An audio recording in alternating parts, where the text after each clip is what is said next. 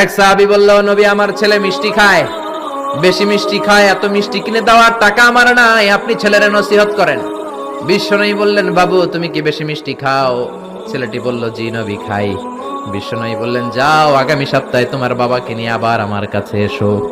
বিশ্বনবী পরের সপ্তাহে ছেলেরে বললেন, ও ছেলে মিষ্টি বেশি খেও না, এত বেশি মিষ্টি খাওয়ার টাকা দেওয়ার টাকা তোমার বাবার নাই, কম কম খাবা, তাহলে তোমার বাবার উপর ihsan হবে। ছেলের বাবা বলল, নবী এই কথা তো গত সপ্তাহে বলতে পারতেন। বিশ্বনবী বললেন, কেমন করে বলি, কারণ আমি নবী তো মিষ্টি পছন্দ করি। এক সপ্তাহের ব্যবধানে নিজের অভ্যাসটাকে পাল্টালাম, মিষ্টি কম কম খাওয়া শুরু করলাম, আগে নিজে আমল করলাম, তারপরে তোমার ছেলেরে বললাম। সুবহানাল্লাহ। বাড়িতে যে কি রহমতের নবী, কি বরকতের নবী, নিজে কিছু আমল না করে অন্যরে বলতেনই না। সুবহানাল্লাহ।